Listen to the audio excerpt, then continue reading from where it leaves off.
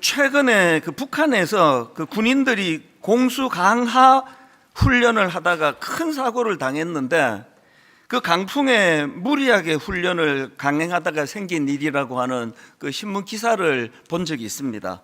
그 기사 일부 내용이 이렇습니다.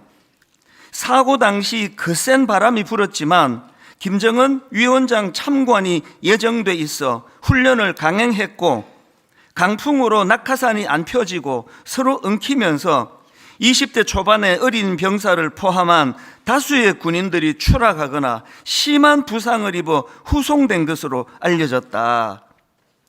보니까 이 공수강화 훈련은 바람 같은 이런 기상의 영향을 당연히 많이 받지 않습니까? 그래서 지금 그 기상 상황으로는 훈련을 할 수가 없는 상황인데, 거기에 이제 김정은 위원장과 그 어린 딸 김주애가 훈련을 참가하기로 돼 있었기 때문에 그 훈련을 밀어붙일 수밖에 없었다. 그래서 이런 비극이 일어났다. 이런 요지의 기사였습니다.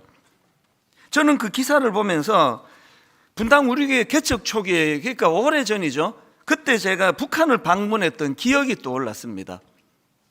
그 당시로는 남북 교류가 활발하던 때여서 이 민간인들의 북한 방문이 요즘처럼 그렇게 어렵지 않던 그런 때였는데요. 제가 북한을 방문하게 된 것은 그 당시 기아 상태에 빠진 북한 어린이들을 도울 일이 없을까, 이제 그런 마음으로 제가 이제 방문을 하게 됐는데, 요즘에도 초록우산 어린이재단 등에서 북한 어린이 발달 지원 사역을 하고 있거든요. 그 자료를 보면은 이 북한 5세 미만 어린이의 3분의 1이 영양실조라는 겁니다. 그래서 발육부진 상태에 빠져 있기 때문에 제가 북한을 방문해서 어린이 빵 공장 등을 견학하는 그 프로그램에 참여하면서 혹시 분당 우리 교회도 이런 일에 좀 참여할 수 없을까 고민을 했는데요. 그 빵이 정말 북한 어린이들 손에 들려질까? 이거에 대한 믿음이 잘 가지 않아서 저희는 이제 그 일을 더 이상 진행하지 않았습니다. 제가 북한을 방문하던 한 3일 정도 있었던 것 같은데요. 북한을 방문하던 그 기간 동안에 마음에 굉장한 분노가 일었던 그 기억이 있습니다. 제가 북한을 방문하던 그 기간에 보았던 북한의 이미지는 거대한 사이비 종교 집단, 딱 그거였습니다. 사이비 종교 집단하고 북한의 공통점을 말하라면 공통점이 이거 아닙니까? 사람을 위하는 태도가 없는 거예요. 그저 사람을 자기들의 목적을 위한 도구로 이용하는, 이것밖에 안 되는 게 이게 지금 공통점이라고 생각하거든요.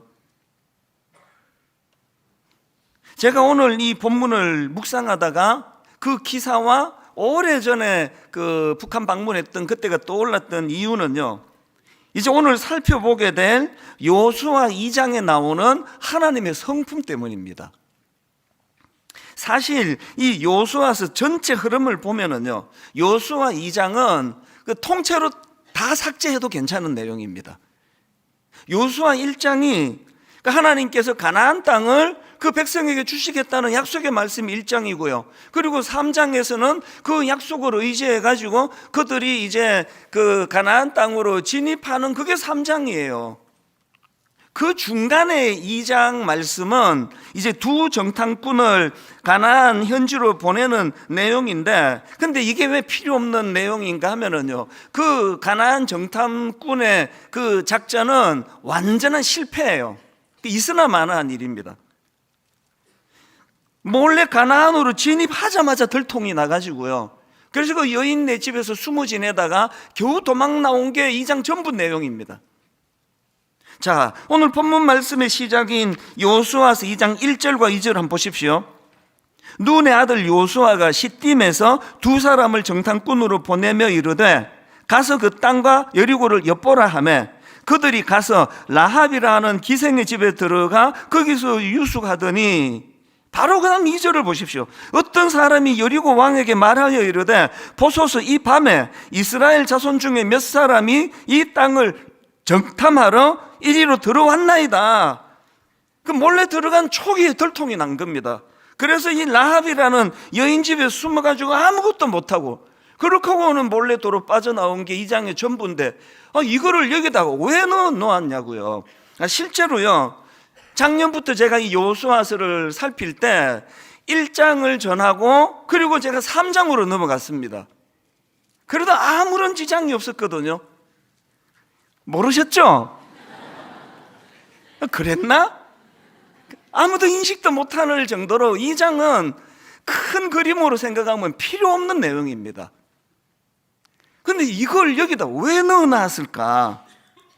누가 저에게 이런 질문을 하신다면 저는 이게 우리 하나님의 시선이다, 저는 이렇게 말할 수 있습니다. 이게 무슨 말씀인가 하면은요, 큰 민족적 차원에서 보면은 이 2장은 전체를 다 드러내도, 이 삭제해도 하나도 그게 지장이 없습니다. 그러나 우리 하나님의 시선으로 볼 때 그 두 정탐꾼이 실패하는 과정에서 기생 라합이라는 무명의 여인이 구원받게 되기 때문에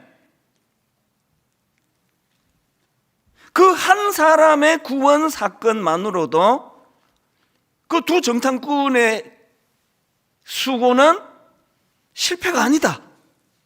이게 우리 하나님의 시선이에요. 이걸 드러내면 안 된다는 거죠.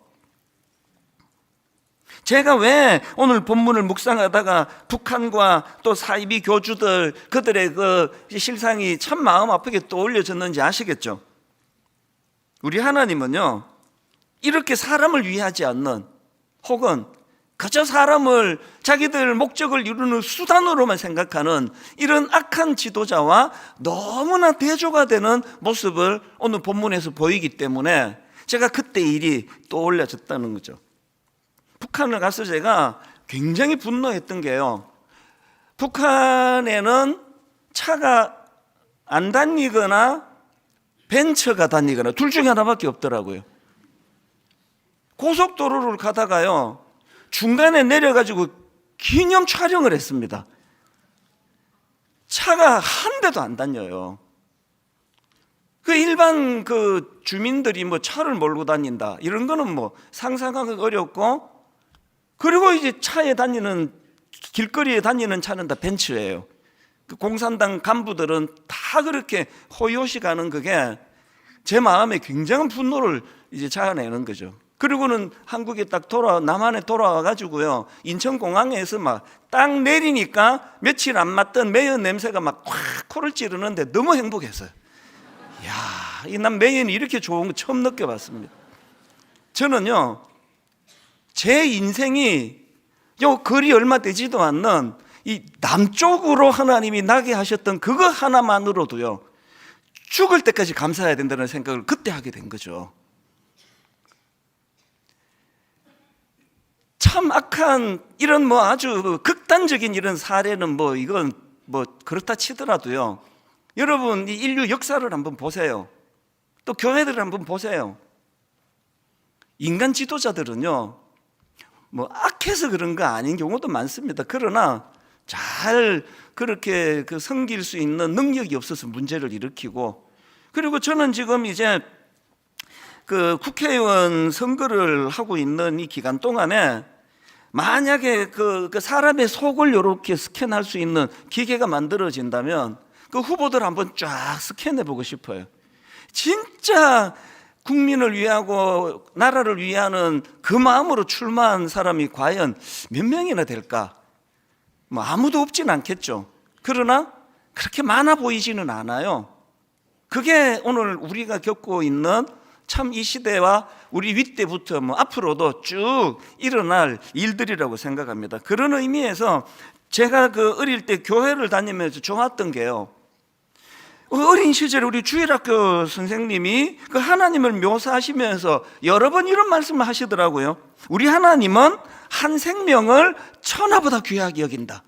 이게 잘 믿어지지도 않으면서, 아니 무슨 한 생명을 천하보다 귀하게 여기시나? 그러면서도 그게 참 좋았습니다. 왜냐하면 참 가난하게 자라고 학교 가면 그저 평범하게 묻혀버렸던 그게 전데요, 하나님이 나 같은 것도 굉장히 또 소중히 여기신다고 하시니까 그게 참 좋았습니다. 그리고 이게 교회인 것 같아요. 예전에 나온 영화 중에 그 쉰들러 리스트라고 기억하실 텐데요. 저는 청소년 사회 갈 때 우리 교사들 전부 그 영화를 이제 단체 관람을 했는데요. 2차 대전 당시에 그 나치 독일의 만행으로 수많은 유대인들이 학살되지 않았습니까? 그런데 이 독일의 사업가였던 주인공이 자기 재산, 공장 전부를 다 바쳐가지고 무려 1200여 명의 유대인들을 구하는 그런 내용인데, 제가 감동을 받는 것은 그 영화가 실화를 바탕으로 만들어졌다는 거예요. 그러니까 저는 아직도 그 영화 끝부분에 그 장면을 잊지를 못합니다.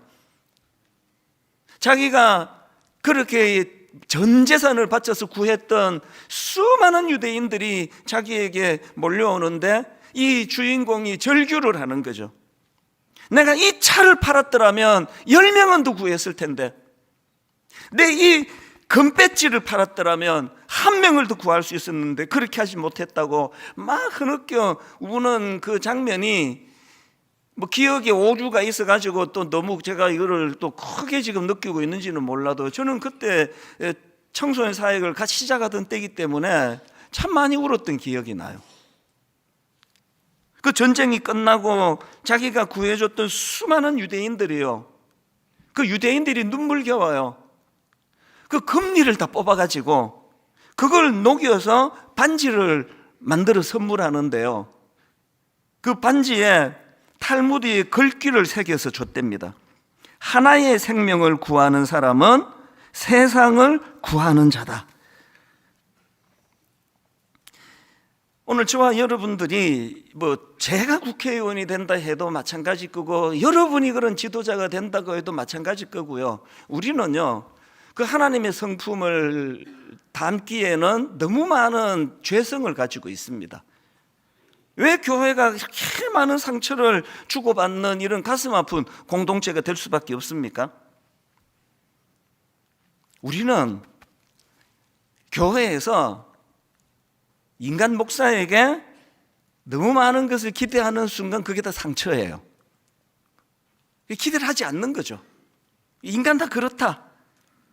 그래서 우리가 늘 하나님 앞에서 이제 내 인생의 참 통치자는 정치가도 아니고 교회 목사도 아니고, 내 인생의 참 통치자는 예수 그리스도, 나 위하여 십자가 그 자리까지 가신 희생의 리더십, 그분이 내 인생의 주인이 되신다. 이것을 늘 마음으로 우리가 담고 또 상기해야 되고요.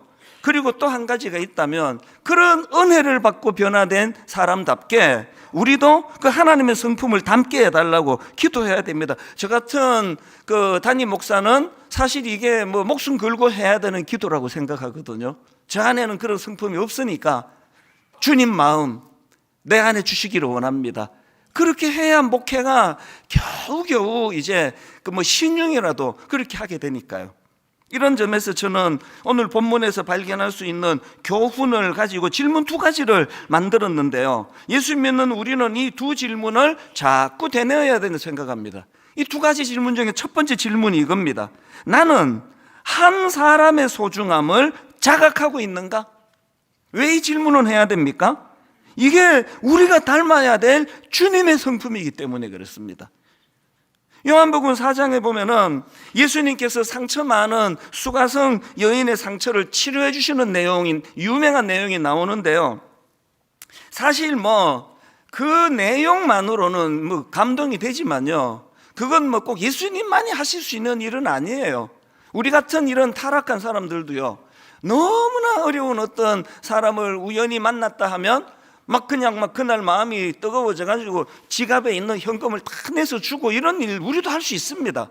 그런데 이 요한복음 4장은 그런 차원의 우연히 누구를 보고 뭐 적극적으로 지갑에 돈 꺼내주는 이런 사건이 아니고요, 내용을 가만히 한번 들여다보시면요, 거기에 지금 굉장히 깊은 주님의 의도가 담겨 있는 걸 알 수 있습니다. 그 내용을 다루고 있는 요한복음 4장 중에서 3절부터 한번 보십시오. 유대를 떠나서 다시 갈릴리로 가실새, 지금 주님이 그렇게 하시는 겁니다. 유대를 떠나서 다시 갈릴리로 가실새, 그 다음 보세요. 사마리아를 통과하여야 하겠는지라.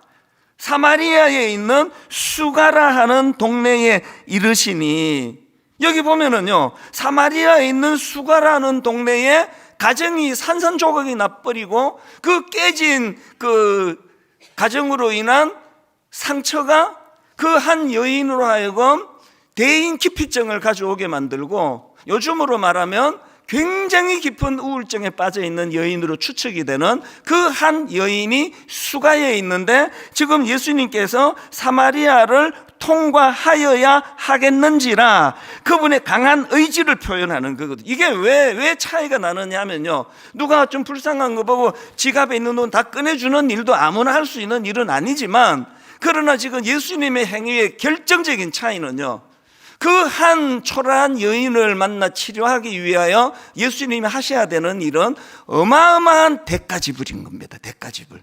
왜 그렇습니까? 요한복음 4장 6절입니다. 거기 또 야곱의 우물이 있더라. 예수께서 길 가시다가 피곤하여, 이 예수님 상태를 보세요. 길 가시다가 피곤하여 우물 곁에 그대로 앉으시니 때가 6시쯤 되었더라. 이 6시는요, 요즘 시간으로 말하면 정오예요. 낮 12시입니다. 여러분 다 아시죠? 그 팔레스타인 그 지역은요, 그 뜨거운 햇살이 내리쬐는 정오에 길을 걸을 수 없습니다. 그 열사병으로 죽어요. 근데 왜 이 여자는 아무도 물 기르러 오지 않는 너무 뜨거운 그 날씨에 왜 물을 기르러 갑니까? 대인기피증. 거기가 옛날 우리 여자분들도 그랬잖아요. 그 우물이나 팔레트가 커뮤니티 장소예요. 온갖 소문 이런 거 거기서 다 만들어내고 자기의 상한 마음 거기서 다 토해내고, 그게 그 마을 커뮤니티 아니냐고요. 이 여인은요, 너무나 상처가 많기 때문에 그곳에 갈 수가 없는 거죠. 수군거림이 늘 자기를 괴롭히기 때문에, 그래서 이제 너무 뜨거워가지고 절대로 사람들이 물 길러러 나오지 않는 그 시간에만 나오기 때문에 예수님이 그 지역을 통과해야만 하는지라는 그 정신으로 보시면 그 대가를 지불해야 될 수밖에 없는 거거든요.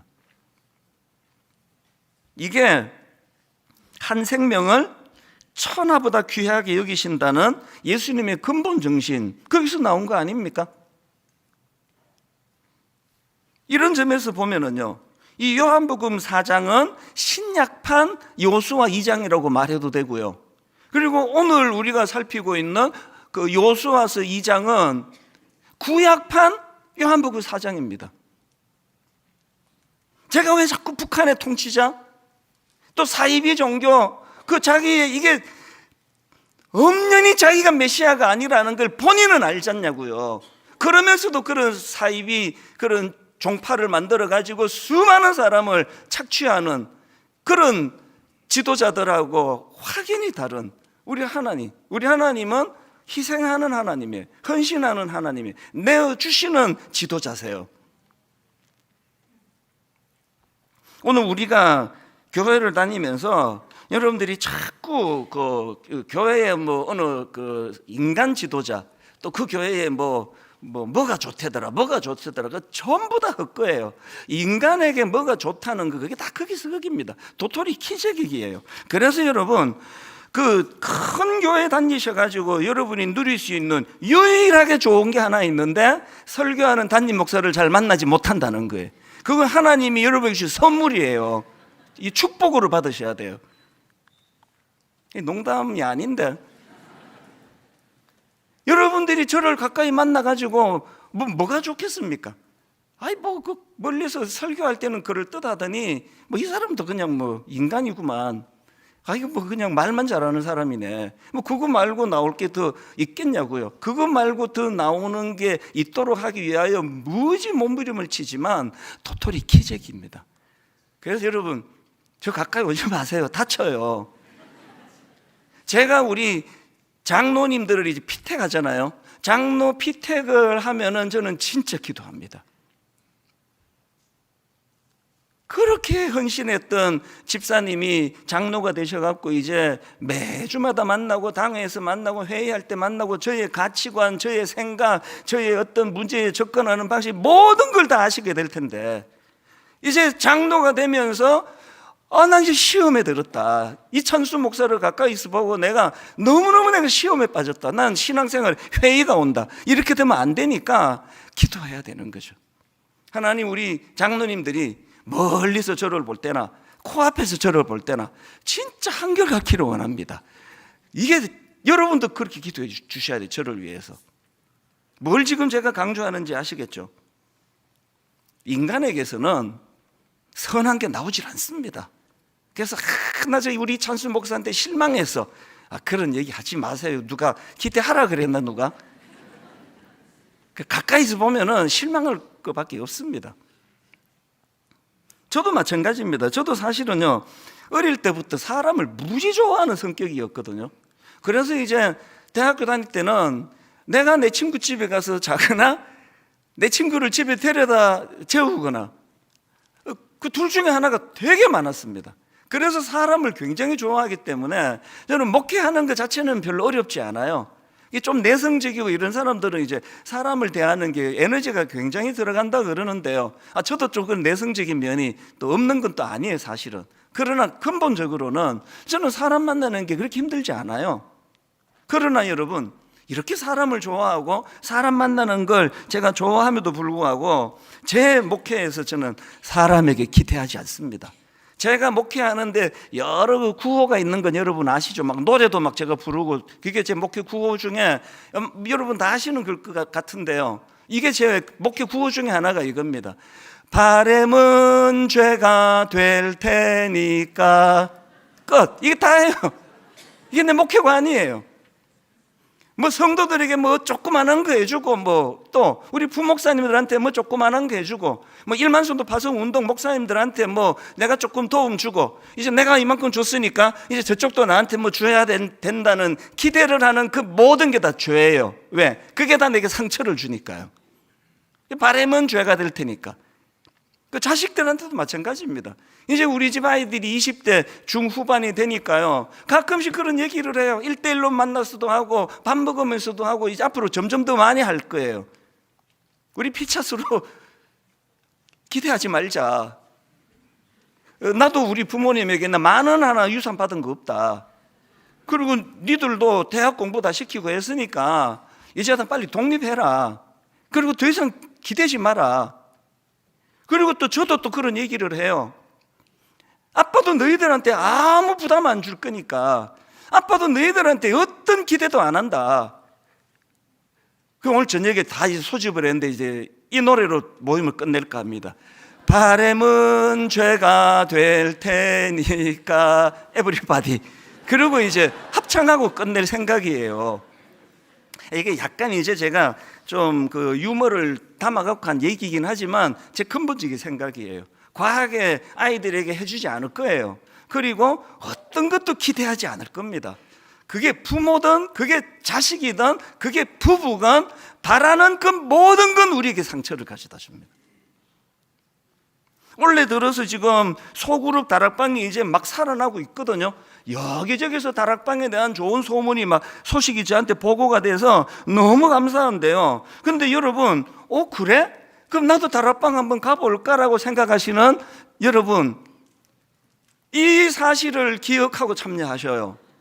다락방에 갔더니 이게 내 상처가 많고 아픔이 많은데 다락방에 가면은 막 상처도 막 싸매준다 그러네, 좋은 사람이 많다 그러네, 나도 가서 혜택을 좀 받아볼까라고 생각하시면 절대 가시면 안 돼요. 돌아오는 그 상처밖에 없습니다. 다락방은요, 어떤 준비가 된 사람이 가는 사람인가 하면은요, 나는 오늘 본문에 나오는 기생 라합과 같은 존재다. 나는 정말 쓰임새가 없었는데 주님이 십자가로 나를 가치 있는 존재로 만들었다. 그래서 나도 상처가 많지만 나는 다락방에 가서 나보다 더 아픈 사람들 눈물을 닦아줄 거야. 이런 마음으로 가시지 않으면 안 가시는 게 좋아요. 여러분, 그 다락방에 한 7명이 모였는데 7명 모두가 다 상대방 눈물을 닦아주러 간다고 하면 그때야 비로소 그 다락방이 눈물을 닦아주는 다락방이 되거든요. 순장님, 너무 짐 지우지 마세요. 그 순장님이 무슨 죄예요? 그분이 뭐 신학을 했습니까? 뭐 우리 교회에서 뭐 월급을 받습니까? 여러분하고 똑같은 그냥 일반 신자일 뿐이에요. 순장님에게 너무 짐 지우지 마세요. 서로. 그래서 교회는요, 위로 하나님만 의지하고 하나님께만 은혜 받고 받은 은혜를 나누는 곳이에요. 베푸는 곳이에요. 그래서 이번 주부터 모든 다락방이 이 10월의 어느 날인데, 이 10월이지만 4월이라도 이 노래를 부르고 시작을 하세요. 바람은 죄가 될 테니까. 순장님 바라지 않겠습니다. 순원님 바라지 않겠습니다. 히브리서 11장에 보면은요, 기라성 같은 믿음의 영웅들 이름이 쭉 열거가 됩니다. 그래서 히브리서 11장은 믿음장이라 그러는데요, 제가 놀란 게 두 가지가 있습니다. 놀랍게도요, 이 기라성 같은 믿음의 영웅의 이름이 열거되는 믿음장에서 놀랍게도 거기에 기생 라합이 그 이름이 들어가 있습니다. 히브리서 11장 31절입니다. 믿음으로 기생 라합은 정탐꾼을 평안히 영접하였으므로 순종하지 아니한 자와 함께 멸망하지 아니하였도다. 내가 무슨 말을 더하리요? 그 다음 이 영웅들을 보세요. 기드온, 바락, 삼손, 입다, 다윗, 사무엘과 선지자들의 모든 일을 말하려면 내게 시간이 부족하리로다. 이 어마어마한 믿음의 영웅들 반열에 이 기생 라합의 이름이 들어있어요. 그리고 두 번째로 제가 놀랐던 게요, 요수아의 이름이 없습니다. 이게 막 그냥 분당 우리 교회에서 설치고 다니는 건 다 담임 목사인데 믿음장에 담임 목사 이름은 없고, 오늘 지금 처음 예수 믿는 초신자가 이름이 가 있다, 뭐 그렇게 비교를 하면 좀 비슷할까요? 이게 여러분, 요수아보다 라합의 믿음이 더 좋다 이렇게 받으시면 안 되고요, 여기에서 제가 감동을 받는 건 여러분, 그 기생 라합의 믿음이 좋으면 얼마나 좋겠냐고요. 그런데 하나님은 그 초라하고 보잘것없는 한 여인의 믿음이라 할지라도 그 상황에서 그가 보인 그 태도를 절대로 이게 시시한 거라고, 별거 아니라고, 담임 목사가 막 수만 명 앞에서 설교하는 이것만 귀하고 아무도 보는 일이 없는 데서 그 초신자 한 사람이 그 복도에 떨어져 있는 쓰레기 하나 줍는 이 일은 하찮은 거라고 판단하는 분이 아니라는 그 얘기를 하고 싶은 겁니다.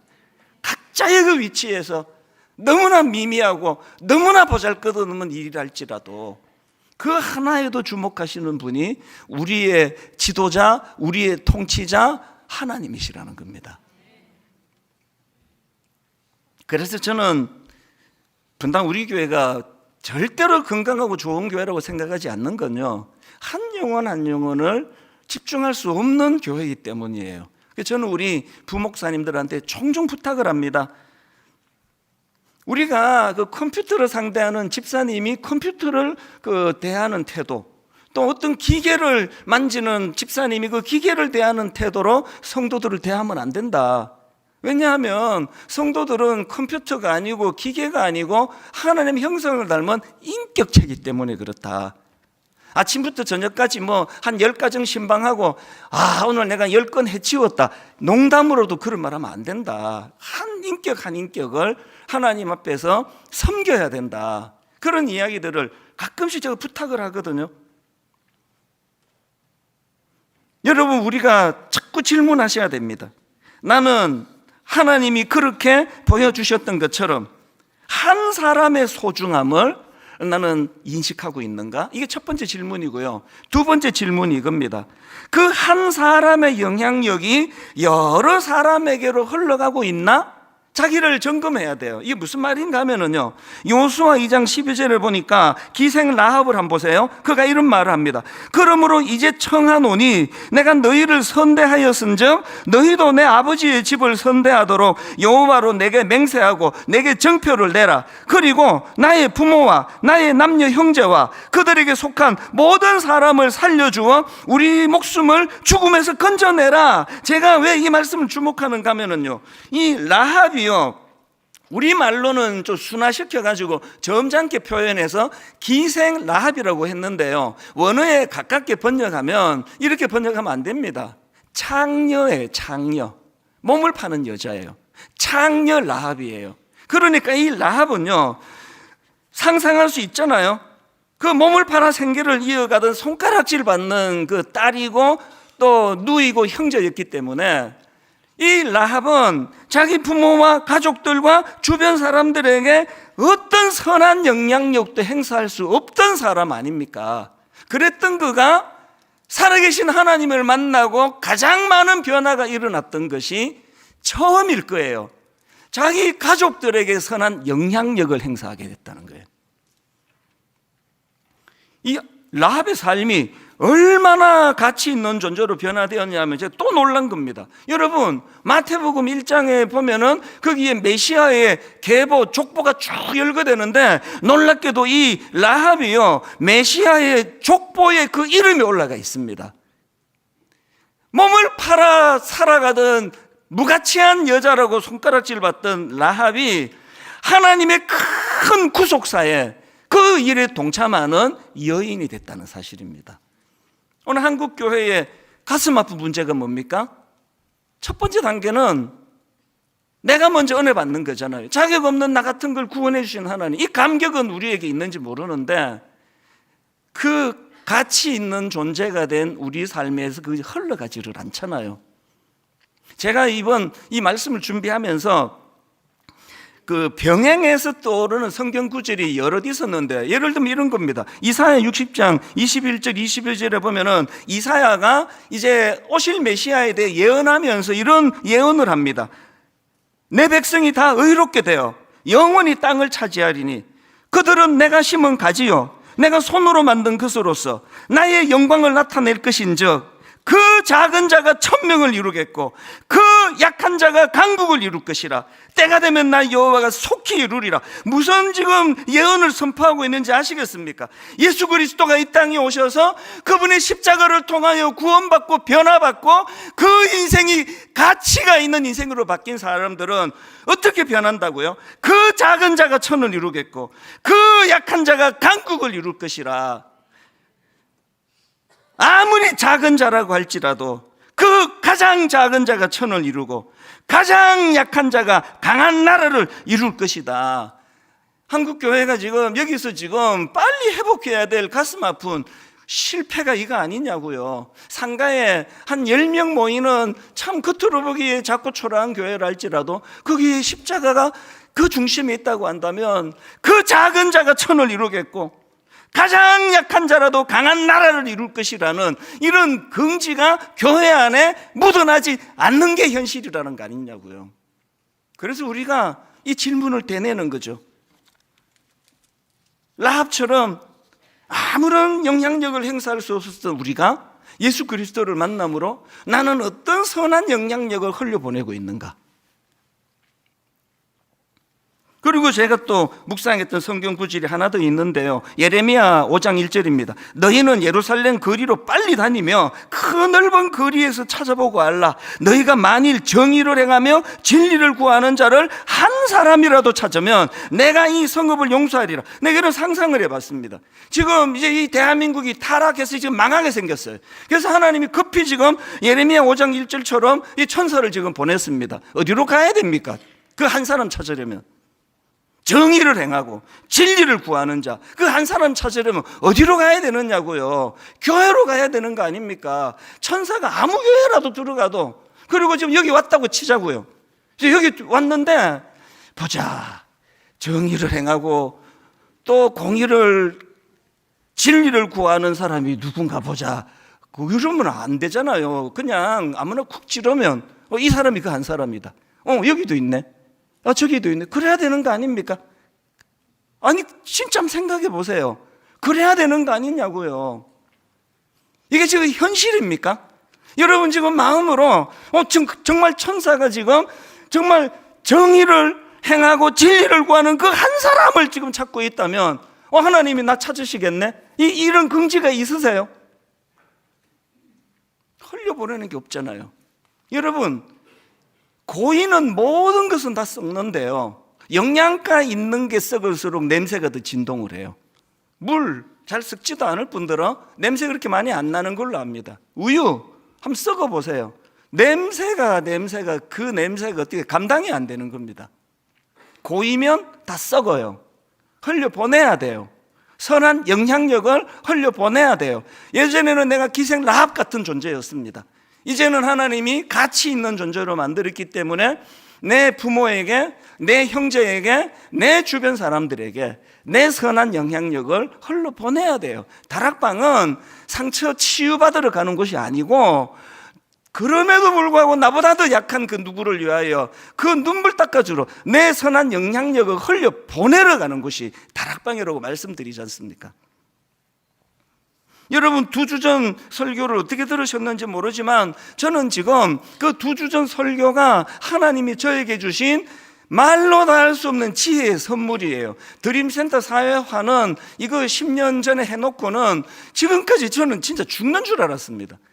이게 뭐 이래도 안 되고 저래도 안 되고 이러려니까 이게 문제고, 또 이게 뭐 기증하려고 보니까 이게 또 무슨 무슨 세금 문제가 또 이렇게 복잡하네요. 이 큰 거를 누구에게 정리하면 또 막 세금이 또 막 엄청 나온다 그러고, 그럼 뭐 이래도 안 되고 저래도 안 되고 머리가 터질 것 같은 내 마지막 정말 골칫거리였는데, 하나님께서는 그걸 꿈으로 바꾸셨어요. 이제 분당 우리 교회가 1년에 30억씩 22년 동안 우리가 하고 싶어하는 일을 이미 하고 있는 그런 재단에, 그래서 우리가 참 장애인들을 위하여, 장애인들의 고용 창출을 위하여, 우리 고민이 많은 청년들을 위하여, 그리고 지금 고령화 사회를 맞아 수많은 노년의 어른들을 섬겨야 되는데 그들을 위하여, 그리고 꿈 넘어 꿈 프로젝트 이제 올해부터 시작이 됐습니다. 이제 각 권별로 지금 이제 1차로 부산, 경남, 대구, 경북 지역을 이제 10교회를 지금 선정해서 이미 지금 작업을 하고 있습니다. 한 4억 정도 부분을 할 것 같은데요. 이제 그 다음에 뭐 전라도로, 그 다음에 경기도는 작년에 했고, 그 다음에 강원도로, 그 다음에 제주도로, 그 다음에 충청도로. 이 순서대로 하는 건 아니고 막 생각나는 대로 막 얘기한 겁니다. 전 너무 기뻐요. 이제 우리가 22년 동안 토탈 900억 원, 이 상상하기 어려운 이 프로젝트를 주셨는데, 장로님들은 지금 머리가 터질 거예요. 저걸 어디서 구하지? 그러나 저는 하나님 앞에 꿈을 꾸어요. 여러분 같이 꿈을 꾸자고요. 선한 영향력을 흘려보내는 것이 교회라고 한다면, 저도 사실 우리 교회가 뭐 잔고가 별로 없는 교회이기 때문에 한 번씩 자다가 제정신이 들면 어떡하나 걱정도 되지만, 지금까지 이 선한 일을 추구했을 때 단 한 번도 하나님께서 허락하지 않은 일이 없거든요. 결론을 저는 이렇게 맺기를 원합니다. 여러분, 이 2가지 질문이요. 예수 믿는다면 해야 되는, 우리는 한 사람의 소중함을 자각하고 있는가? 또 그 한 사람의 영향력이 여러 사람에게로 흘러가고 있는가? 이 2 질문에 yes, yes 이렇게 답하고 싶다면 이게 십자가로 돌아가야 돼요. 이 십자가 정신입니다. 요즘에 제 설교를 잘 정리해서 이렇게 홈페이지 올려주는 고마운 분이 있는데요. 제가 오늘 그분께 부탁 혹은 조금 더 강하게 경고하고 싶은데요. 여러분, 제 설교를 만약에 올리기 원한다면 한국교회를 비판하고 한국교회 목회자들을 지적하고 이런 식으로 제목을 더 이상 뽑지 마시기를 바랍니다. 제가 그런 심판자가 아니에요. 저는 한국교회를 사랑하고 한국교회 같이 꿈을 꾸기 원하고, 그래서 그런 식으로 제목을 뽑는 것은 앞으로 절대 용납하지 않을 것입니다. 우리 모두가 같이 하나님 앞에 꿈꾸면서 마음의 뜨거움을 가지고 그렇게 신앙생활하는 믿음의 성도님들 되시기를 주님 이름으로 축원합니다. 오랜만에 이 찬양인데요. 주님 보좌 앞에 모였네. 이 찬양의 제목이 비전입니다. 비전. 하나님 앞에서 비전, 꿈을 꾸면서 함께 찬양하기 원합니다.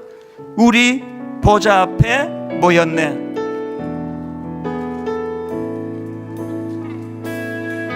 우리 보좌 앞에 모였네. 함께 주를 찬양하며. 함께 주를 찬양하며. 왜 하나님을 찬양합니까? 하나님의 사랑, 그 아들 주셨네. 놀라운 사랑 찬양하리라. 찬양하리라. 십자가의 그 사랑,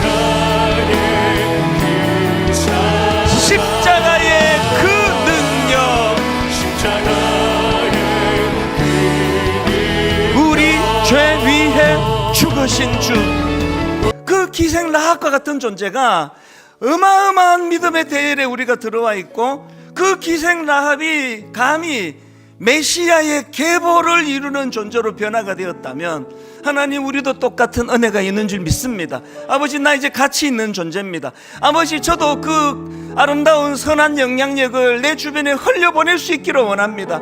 맨날 누구로부터 상처가 치유되는 일만 바라는 것이 아니라 나도 그 일을 행하기를 원합니다. 우리 각자에게 주신 말씀 붙잡고 아버지, 가까이 우리 가정 안에 부모로서, 우리가 자녀로서 우리가 선한 영향력을 가정에서 행사하기 원합니다. 우리 공동체에서, 우리 다락방에서, 하나님 내 직장에서 내가 선한 영향력을 이루어내기를 원합니다. 각자에게 주신 은혜를 가지고 우리 한번 통성으로 합심해서 같이 기도하기 원합니다. 같이 기도하시겠습니다. 살아계신 하나님 아버지, 오늘 하나님의 은혜를 이 시간 내 마음에 뜨거움으로 받아들이기 주시니 감사합니다. 오 하나님 아버지, 그같이 했던 라합을 주님이 그를 건져주시고, 아버지 하나님, 이 요수와 이창이 그 큰 그림으로 보기에는 실패한 성경의 이장을 다 전체를 다 삭제해서 도망할 것 같은 그런 어두운 이야기지만, 그 실패한 이야기지만, 그런 하나님의 시작으로 라합이라는 분명의 여자 한 사람이 구원받은 그 일을 통하여 메시아 오시는 그 완전히 그를 동참케 하시고 믿음의 완전의 산호를 하나님 삼아주시며 아름다운 꿈을 꾸게 해주시는 감사합니다. 살아계신 하나님, 한 영혼이 천하보다 귀하다고 여겨하시는 그 하나님의 성령을 닮아가기를 원합니다. 그리고 하나님, 그들에게 우리가 선한 영향력을 행사하기를 원합니다. 그런 교회가 되게 하여 주시옵소서. 그런 가정이 되게 하여 주시옵소서. 그런 하나님의 자녀들 되게 하여 주시옵소서. 이 뜨거움을 가지고, 이 감격을 가지고 주님 앞에 미안하는 당신을 찬양하면서 그렇게 기쁨 가운데 원하는 아버지 선한 예배를 주님 인도하여 주시옵소서. 저 십자가의 사랑 안에 전도되는 하나님과 되게 하여 주시옵소서.